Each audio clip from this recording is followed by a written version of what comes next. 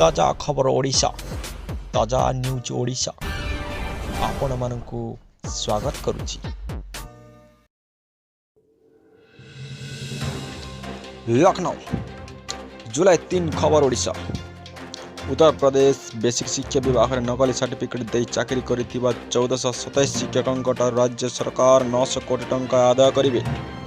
एथिपे उत्तर प्रदेश सरकार कठोर देखाई सरकार संपृक्त नकली शिक्षकों विरोध में कड़ा कार्यानुष्ठान नेबाक जाउछंती।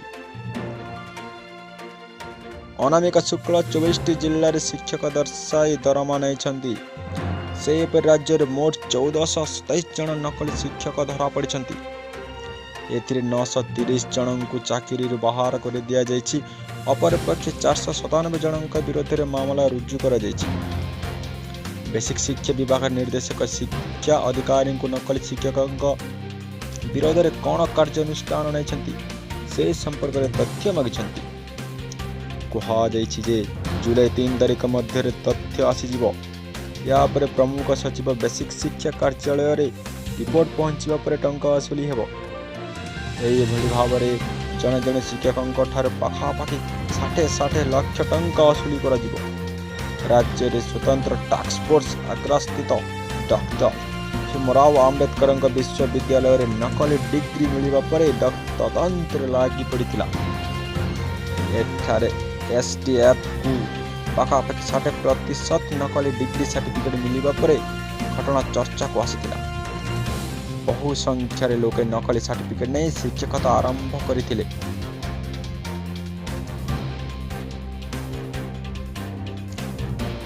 जुलाई 2 खबर अनुसार ओडिशा पाई भल खबर। राज्य में स्वस्थ हेले आउ से 49 कोरोना आक्रांत। आरोग्य संख्या 5500 टपिला। जुलाई 2 तारिख ओडिशा को सामान्य आश्वस्ति। जुलाई 2 तारिख राज्य में आउ 149 कोरोना आक्रांत सुस्थ होती। राज्य में मोट आरोग्य संख्या 5502 को छुईला।